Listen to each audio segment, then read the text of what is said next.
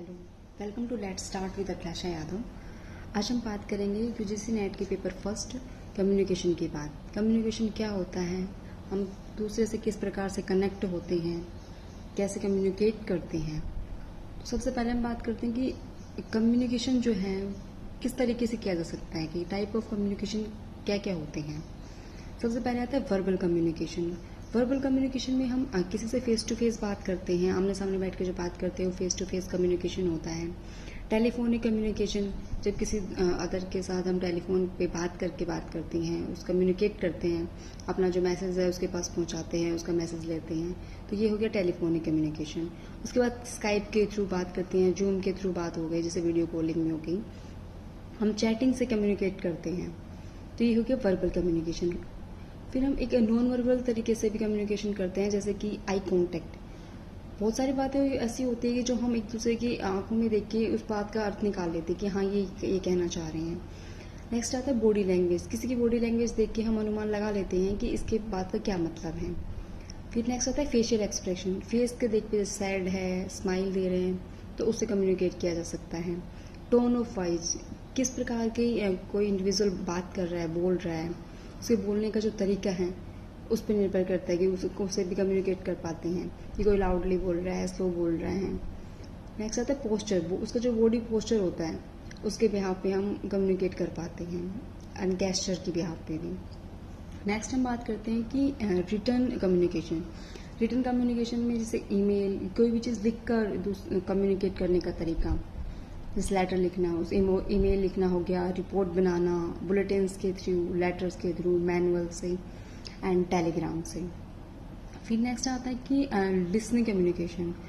Listening में क्या आता है कि एक एक्टिव लिसनिंग होनी चाहिए। ऐसे नहीं कि मतलब किसी ने बोला और हमने उस पर ध्यान नहीं दिया, तो उसमें हम कैसे कम्युनिकेट कर पाएंगे। कम्युनिकेशन के लिए जरूरी है कि हम उसे अच्छे तरीके से सुने। ये हो गया एक्टिव लिसनिंग। नेक्स्ट आता है कि विजुअल कम्युनिकेशन। विजुअल में हम कोई इमेज देखकर भी समझ सकते हैं, कोई वीडियो देखकर समझ सकते हैं, या ग्राफिक्स के थ्रू समझ सकते हैं, कम्युनिकेट कर सकते हैं।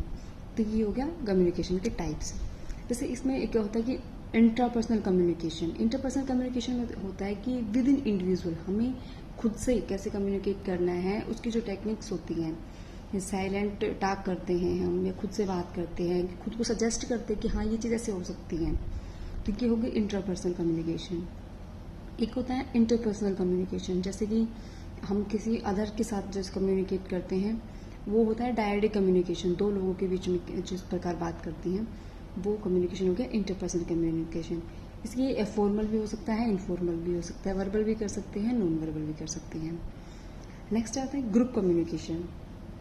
ग्रुप कम्युनिकेशन में क्या होता है कि बहुत सारे लोग मिलकर एक गोल को अचीव करने के लिए उस कम्युनिकेशन का मना करते हैं कि हाँ हमारा ये गोल है, इसको हम कैसे अचीव करें। मिलकर लोग कोशिश करते हैं उस गोल को अचीव करने के लिए। फिर आता है मास मीडिया कम्युनिकेशन। इसमें मीडिया कम्युनिकेशन होता है, जैसे कि रेडियो के थ्रू, टीवी के थ्रू, टेलीविजन। मतलब एक जो मास मीडिया में क्या होता है कि बहुत सारा बड़ा एरिया है, बहुत ज़्यादा मतलब ऑडियंस हैं, उसके पास मैसेज पहुँचाने के लिए, तो इसमें एक मीडिएट कम्युनिकेशन होता है। फिर आता है जैसे वर्बल कम्युनिकेशन में हमने बात कर ली कि ये जिस वर्ड्स के रिटर्न के थ्रू ऐसे हम मतलब कम्युनिकेट कर सकते हैं। फिर आता है नॉन वर्बल कम्युनिकेशन में, इसमें पिक्चर्स के थ्रू, साइंस के थ्रू, एक्शंस का यूज़ करके हम कम्युनिकेट कर लेते हैं। नॉन वर्बल में भी हमारे पास जैसे प्रोक्सीमिक्स हो गया। प्रोक्सीमिक्स क्या होता है कि पर्सनल स्पेस के बिहाव पे, कि हम जो किसी दूसरे से जो कम्युनिकेशन बना रहे हैं उस दौरान हमारे बीच में कितनी डिस्टेंस है, कितनी दूरी है, उसके बिहाव पे जो हम कम्युनिकेशन कर रहे हैं उसे पता चले। जैसे कि एक बिल्कुल पास पर्सनल स्पेस है, इंटीमेट स्पेस है, सोशल डिस्टेंस है, उससे पता चलता है कि कम्युनिकेशन कैसा है। फिर एक आता है ओल्फैक्टिक्स। ओल्फैक्टिक्स में होता है कि स्मेल करके भी हम कम्युनिकेशन कर पाते हैं। क्रोनोमिक्स में होता है टाइम, कि कितना टाइम हो गया, क्या कौन से टाइम के हिसाब से हम कम्युनिकेट कर पाते हैं। पैरालिंग्विस्टिक में हमारी जो टोन है, जिसके बारे में हमने बात की थी कि टोन ऑफ वॉइस, उसके थ्रू कम्युनिकेशन करते हैं। फिर होता है मेटा कम्युनिकेशन। मेटा कम्युनिकेशन होता है कि here is the speaker choice of words unintentionally communicates something more than what the actual word state। इसका मतलब होता है कि जब कोई व्यक्ति जो बोलना चाह रहा है और उसके जो हाव भाव होते हैं वो उससे मैच नहीं कर पाते हैं। जैसे कि वो फेशियल एक्सप्रेशन से मना कर रहा है कि नहीं नहीं ये काम, मतलब गर्दन हिला रहा है कि नहीं नहीं कि, और बोल रहा है हाँ, जब उसके हाव भाव जो है उसकी बातों से मैच नहीं कर पाते हैं, तो ये होता है मेटा कम्युनिकेशन। फिर हम बात करते हैं कि फॉर्मल कम्युनिकेशन क्या होता है। फॉर्मल कम्युनिकेशन जो है वो उसमें सर्टेन रूल्स होते हैं, कुछ रेगुलेशंस होते हैं कि जैसे हम किसी भी ऑर्गेनाइजेशन में काम करते हैं, कंपनी में काम करते हैं या किसी भी सिस्टम का हिस्सा हैं, तो उसमें क्या है, हमें कुछ रूल फॉलो करने होते हैं और कुछ रेगुलेशन के थ्रू ही हम आगे बढ़ते हैं। तो ये हो गया फॉर्मल कम्युनिकेशन।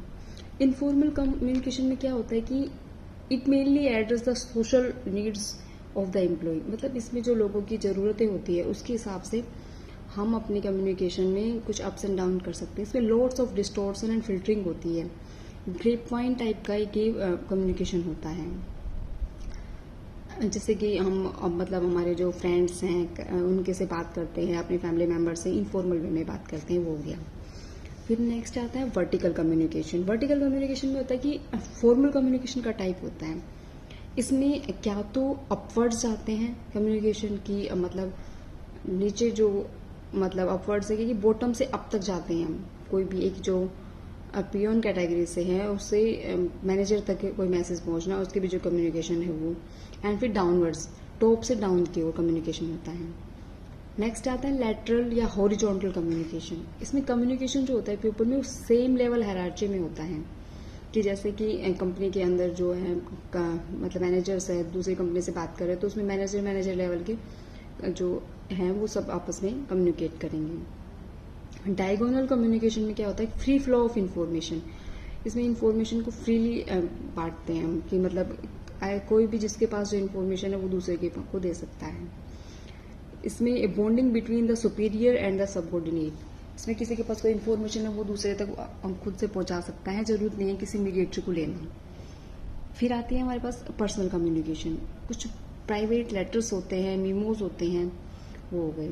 फिर आता है impersonal communication. You are not at all intimately familiar with the person on the opposite side of the conversation. Next आता है कि निमोनिक्स। निमोनिक्स क्या होते हैं, it help learner recall larger piece of information. जैसे कोई भी इन्फॉर्मेशन बड़ी होती है जिसे हम इजीली रिकॉल नहीं कर पाते, तो उसको हम चंकिंग कर लेते हैं, उसके मतलब उसको निमोनिक्स बना लेते हैं। जैसे कि निमोनिक्स बनाने का मतलब होता है कि जैसे वेरी इंपॉर्टेंट पर्सन है तो हम इसको ऐसे याद नहीं कर पाते, तो वीआईपी के फॉर्म में याद कर लेते हैं। फिर आता है एडजेंसी पेयर्स। एडजेंसी पेयर ऐसे होते हैं कि जैसे जो उसकी बेसिक स्ट्रक्चर होती है कि यूनिट ऑफ कन्वर्सेशन में, जैसे कि डॉक्टर के साथ नर्स, हाय, हेलो, मतलब एक दूसरे से जुड़े हुए चीज होते हैं। फिर आता है इंटरकल्चरल कम्युनिकेशन। इंटरकल्चरल कम्युनिकेशन की बात करते हैं तो इसमें आता है symbolic, interpretative, transaction, contextual process हो गया। दो कल्चर्स के बीच में जो कम्युनिकेशन होता है उसे इंटरकल्चरल कम्युनिकेशन कहते हैं।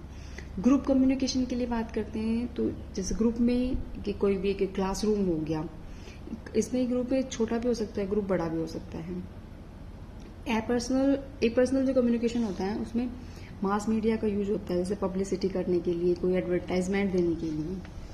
फिर बात करते हैं कि कम्युनिकेशन की कैरेक्टरिस्टिक्स क्या होती हैं। It involves at least 2 person. Communication में जरूरी है कि 2 लोग हों तभी कम्युनिकेशन हो पाएगा, और मैसेज का होना बहुत जरूरी है कम्युनिकेशन के लिए। कोई मैसेज होगा तभी एक इंडिविजुअल दूसरे इंडिविजुअल तक उस इन्फॉर्मेशन को पहुंचाएगा। कम्युनिकेशन में भी रिटर्न, ओरल और गेस्चर। जो कम्युनिकेशन हो किसी प्रकार का, जैसे हमने बात की थी कि रिटर्न भी हो सकता है, वर्बल भी हो सकता है, नॉन वर्बल भी हो सकता है। और फिर communication is a 2 way process. जैसे ये कम्युनिकेशन कहते हैं कि हम कोई इन्फॉर्मेशन किसी को देते हैं तो वहां से हमें फीडबैक मिलता है। जैसे इन्फॉर्मेशन दी, उसको उसने इनकोड किया और फिर उसको वापस इन्फॉर्मेशन देगा, तो ये 2 वे प्रोसेस हो गया। Its primary purpose is to motivate a response. Communication का मतलब जो सबसे पहला पर्पज होता है वो ये होता है कि हम किसी भी इंडिविजुअल को रिस्पॉन्स देने के लिए मोटिवेट कर रहे हैं। कम्युनिकेशन में भी फॉर्मल और इनफॉर्मल, कम्युनिकेशन कैसा भी हो सकता है। It flows ups and down and also side to side. जैसा कि हमने वर्टिकल, हॉरिजॉन्टल की बात की, तो ये अप डाउन भी हो सकता है और साइड टू साइड भी होता है। It is an integral part of the process of exchange. ये एक्सचेंज के जो प्रोसेस है उसका इंटीग्रल पार्ट होता है। इफेक्टिव कम्युनिकेशन में 7C बताए गए हैं कि जैसे कैसे हम एक इफेक्टिव कम्युनिकेशन बनाते हैं। सबसे पहले क्लियर, जो भी हमें कम्युनिकेशन करना है उसमें हमारा जो मैसेज है वो क्लियर होना चाहिए। फिर कंसाइज होना चाहिए। कंसाइज का मतलब होता है जो फिल्टर वर्ड होते हैं वो हटा देने चाहिए, मतलब हमें जो भी मैसेज देना है उसको समराइज करके देना है कि समझ आ जाए उसको। फिर कंक्रीट, एक स्पेसिफिक होना चाहिए, मतलब उसमें किसी प्रकार का कोई वेगनेस नहीं होनी चाहिए, अस्पष्टता नहीं हो जिससे कि इंडिविजुअल जो है वो मैसेज को समझ नहीं पाए। फिर करेक्ट होना चाहिए, कोहेरेंट होना चाहिए, यानी कि मैसेज ऐसा होना चाहिए जिसकी कोई सेंस बन रही हो, सेंसलेस मैसेज नहीं होना चाहिए जिससे कि कम्युनिकेशन में प्रॉब्लम ना आए। फिर कंप्लीट होना चाहिए, कोई भी इंफॉर्मेशन हम देते हैं, कोई मैसेज दे रहे हैं तो उसके लिए जरूरी है कि वो कंप्लीट हो ताकि उसका कोई अर्थ निकल पाए। फिर कर्टियस होना चाहिए, मैसेज इज टेक्टफुल, इसमें हम कैसे से कम्युनिकेशन करते हैं तो जरूरी है कि पोलाइटली कर पाए हम उसको। फिर आता है कि 7 C's की बात कर ली हमने, जैसे clear, concise, concrete, correct, coherent, complete और कर्टियस। उसके बाद बात करते हैं 7S भी नहीं, 4S होते हैं हमारे पास कम्युनिकेशन के।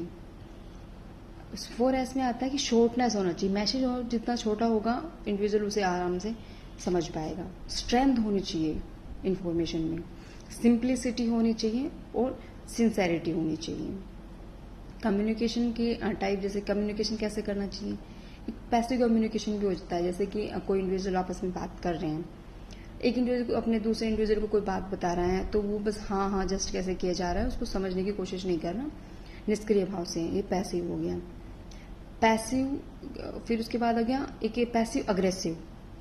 पैसिव अग्रेसिव में क्या होता है कि सेल्फ डिनाइंग एट फर्स्ट, सबसे पहले खुद के मना कर देना, नहीं नहीं ये रहने दो, मुझे नहीं करनी बात, तो पैसिव अग्रेसिव हो गया। एक अग्रेसिव कि कम्युनिकेट करने से पहले अग्रेसिव हो जाना। एंड एक होता है असर्टिव। असर्टिव के लिए जरूरी कि जो कम्युनिकेशन करते हैं तो उसमें उसे एक्टिव रहना है। फिर नेक्स्ट बात करते हैं कि हम principle of effective classroom communication कि प्रिंसिपल कौन कौन से होते हैं, तो उसमें क्या क्या क्या चीज़ जरूरी है इफेक्टिव क्लासरूम कम्युनिकेशन के लिए। टीचर होना चाहिए, स्टूडेंट होना चाहिए, मैसेज जो मैसेज हमें देना है वो मैसेज हो गया, इंस्ट्रक्शनल मेथड होनी चाहिए, मीडिया होना चाहिए कि हमें जो इंस्ट्रक्शन देने हैं उसके लिए कौन कौन से हमें मीडिया का यूज़ करना है, कौन कौन से मेथड चाहिए, जैसे हम इंडक्टिव मेथड, डिडक्टिव मेथड, कौन कौन से मेथड यूज़ करने हैं उनको हमें पहले से अरेंज करके रखना पड़ता है। और लर्निंग एनवायरनमेंट की कौन से एनवायरनमेंट में हमें लर्निंग करानी है। फिर बात करते हैं प्रिंसिपल फॉर टीचर्स, टीचर्स के लिए कौन कौन से प्रिंसिपल होते हैं। फिर आता है, इसमें आता है सबसे पहले कि develop a realistic self concept and A perception. Teachers को अपना एक रियल सेल्फ कॉन्सेप्ट बनाना होता है और अपना एक जो परसेप्शन है उसको डेवलप करना होता है। फिर develop proficiency in the subject matter, जो सब्जेक्ट है जिसे टीचर पढ़ाएगा उसके ऊपर प्रोफिशिएंसी होना चाहिए, पहले से उसे वर्क किया हुआ होना चाहिए जो ताकि वो स्टूडेंट्स को अच्छे से समझा सकें।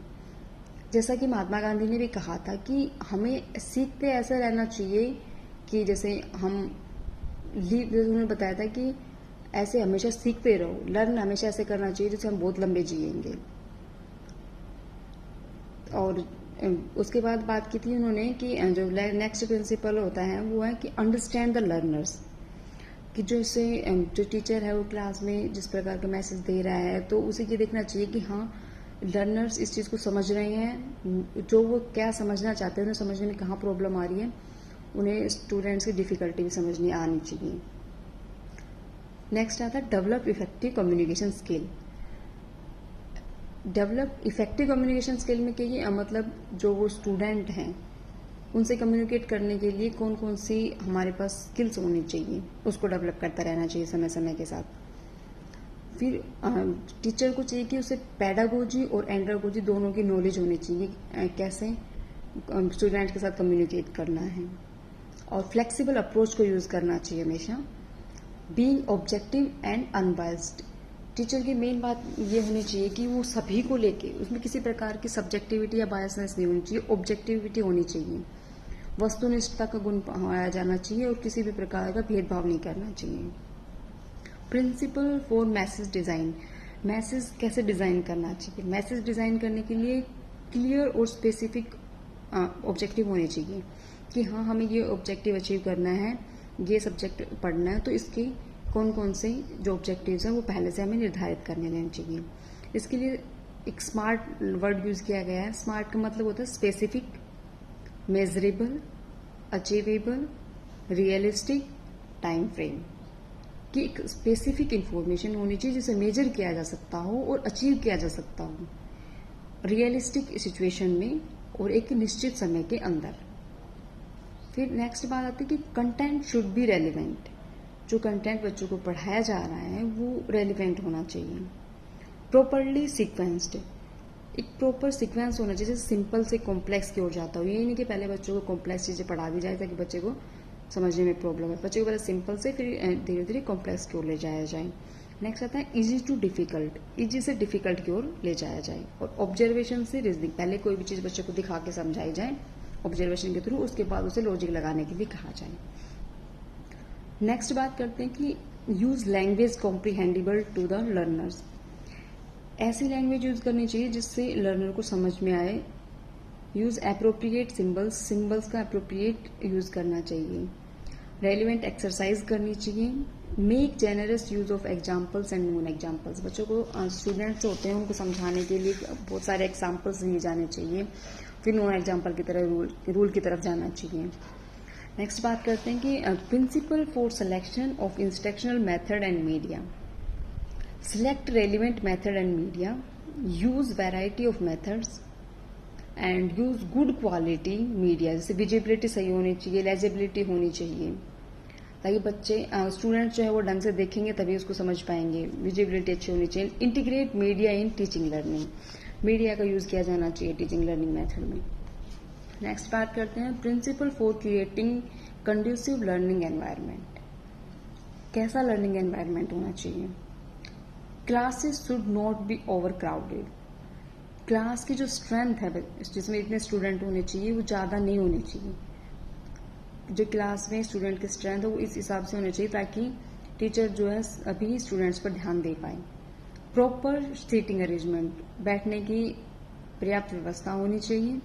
Build rapport with the student, student के साथ में रैपो बिल्ड करके चले टीचर, जिससे कि उन्हें जो प्रॉब्लम है वो उससे आराम से डील कर पाए।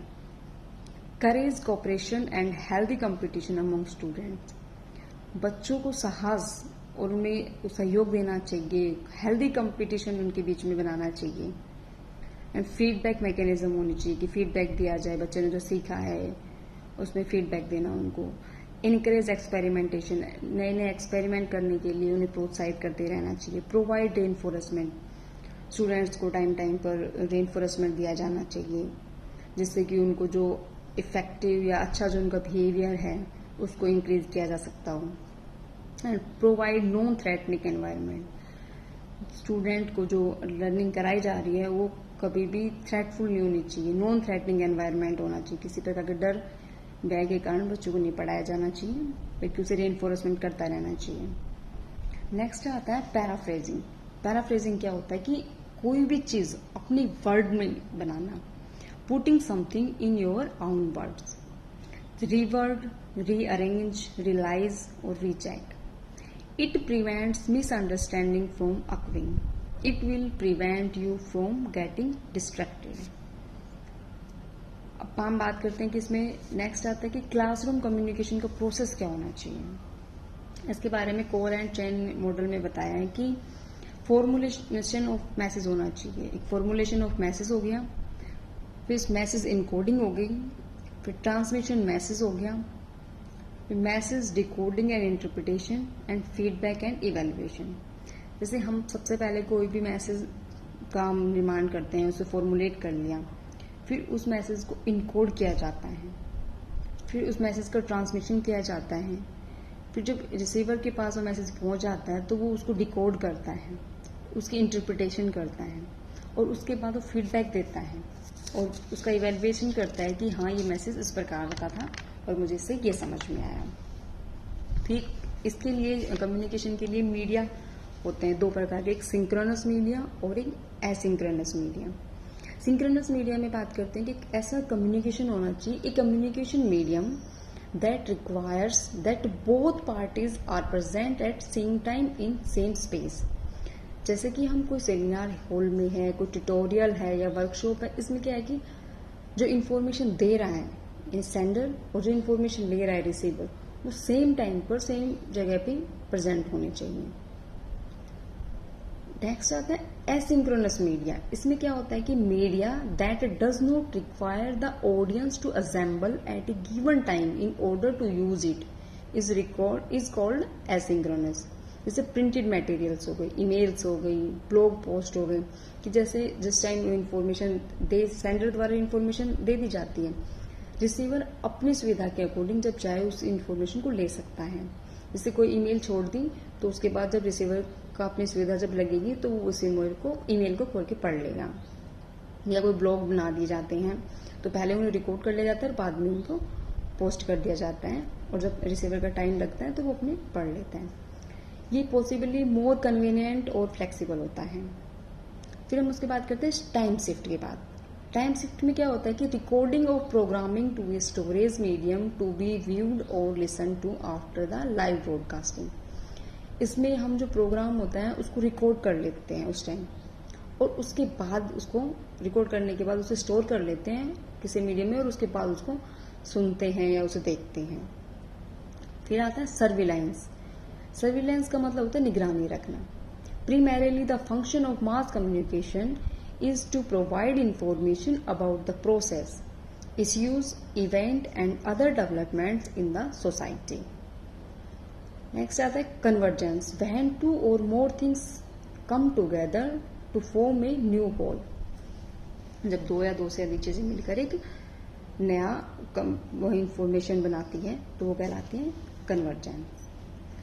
कम्युनिकेशन में हमें जाना कि कम्युनिकेशन क्या होता है, किस तरीके से होता है, इसके मीडिया कौन कौन से होते हैं, और इसी प्रकार की कम्युनिकेशन जब हम करते हैं तो उसमें कुछ बैरियर्स भी आ जाते हैं।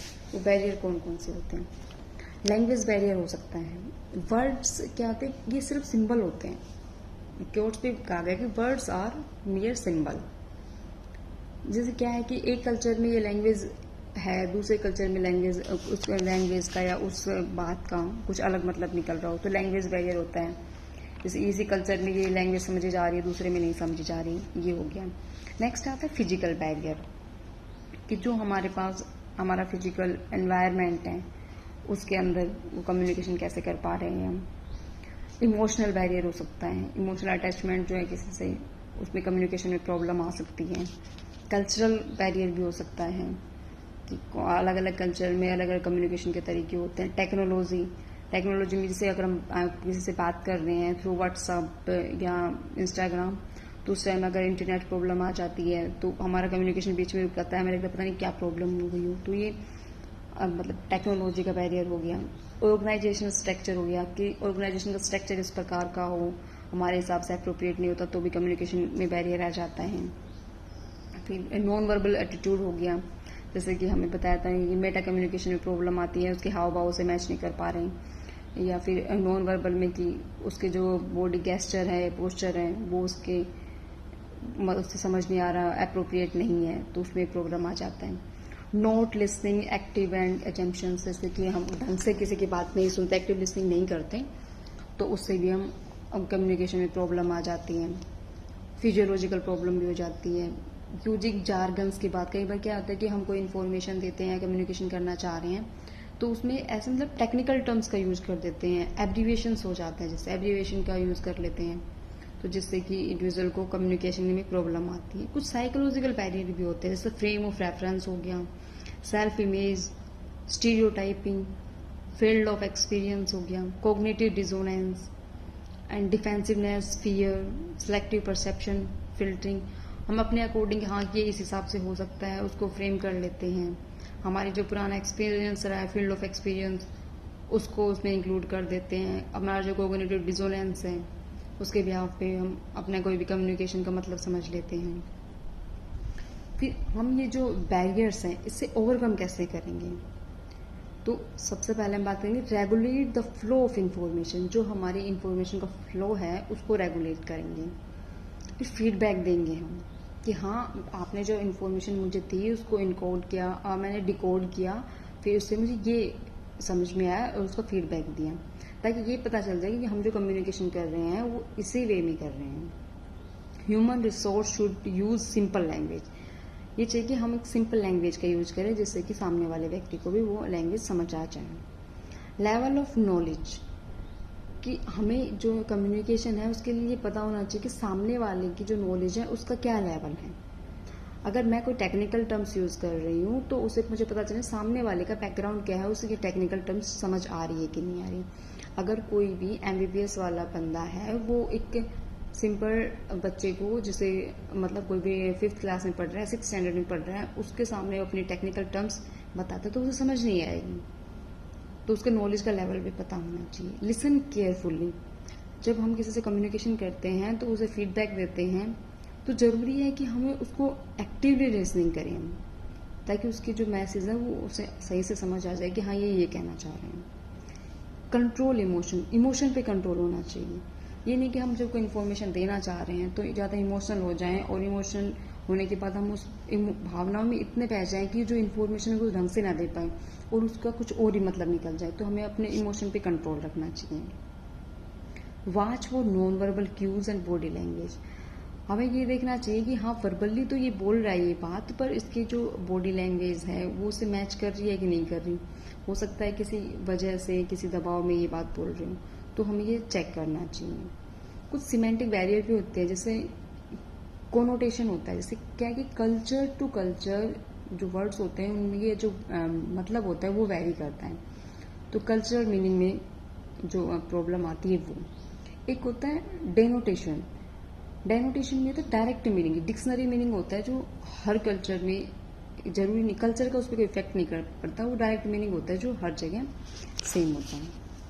तो आज हमने जाना UGC नेट के पेपर फर्स्ट के बारे में, कम्युनिकेशन यूनिट। ऐसे ही आप साइकोलॉजी की नॉलेज के लिए हमारे साथ जुड़े रह सकते हैं।